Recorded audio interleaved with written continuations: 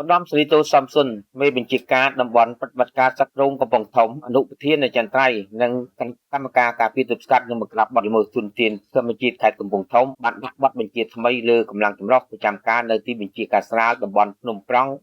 និងជាំក្របីដើម្បីចាត់វិធានការយ៉ាងម៉ឺងម៉ាត់តាមផ្លូវច្បាប់ចំពោះជនណាដែលទន្ទ្រានកាប់ព្រៃឈើក្នុងដែនជម្រកសត្វព្រៃបឹងពៀយកធ្វើជាកម្មសិទ្ធិក្នុងឱកាសចុះសាកសួរសុខទុក្ខនិងប្រគល់ស្បៀងអាហារឬឧបភោគបរិភោគប្រេងឥន្ធនៈស្ថិតនៅក្នុងឃុំសាក្រៀមស្រុកប្រាសាទបាឡាំងខេត្តកំពង់ធំនាព្រឹកថ្ងៃទី4ខែកុម្ភៈឆ្នាំ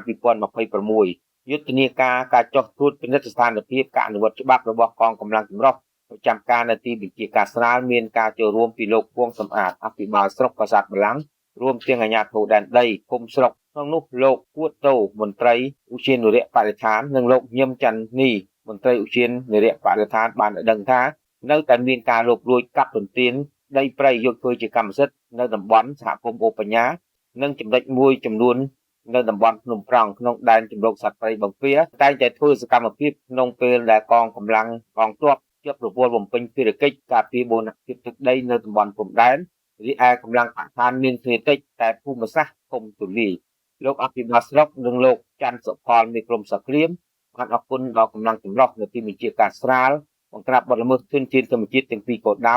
ដែលបានខិតខំប្រឹងប្រែងបំពេញភារកិច្ចក្នុងការការពារទប់ស្កាត់បង្ក្រាបបទល្មើសព្រៃឈើព្រមទាំងបញ្ញាចិត្តសហការជាមួយនឹងគណៈបញ្ជាការស្រាលដើម្បីអប់រំផ្សព្វផ្សាយជូនប្រជាពលរដ្ឋកុំឲ្យមានការកាប់បំផ្លាញព្រៃឈើតទៅទៀតនិងសហការជាមួយនឹងសមាជិកជំនាញក្នុងការអនុវត្តវិធានការច្បាប់ចំពោះជនណាដែលនៅតែបំពានរឹងរូសឧត្តមសេនីយ៍តូសំសុនក៏បានអរគុណដល់កងកម្លាំងចម្រុះនិងអាជ្ញាធរដែនដីដែលបានខិតខំប្រឹងប្រែងបំពេញភារកិច្ចក្នុងការការពារទប់ស្កាត់បង្ក្រាបការកាប់ទន្ទ្រានព្រៃឈើយកដីរដ្ឋធ្វើជាកម្មសិទ្ធិនាពេល7ឆ្នាំកន្លងទៅនេះទទួលបានលទ្ធផលល្អប្រសើរ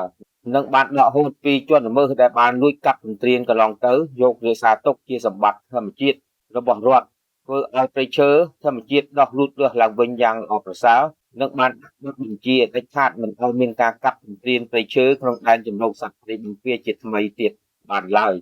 ហើយត្រូវចាត់វិធានការយ៉ាងម៉ឺងម៉ាត់តាមផ្លូវច្បាប់ចំពោះជនណានៅតែបំពានលួចកាប់ទន្ទ្រានព្រៃឈើដើម្បីចាប់គាត់ខ្លួនជូនសមត្ថកិច្ចជំនាញកសាងសំណុំរឿងបញ្ជូនទៅតុលាការដើម្បីប្រន្ទានទោសតាមច្បាប់ដោយគ្មានការលើកលែងឡើយ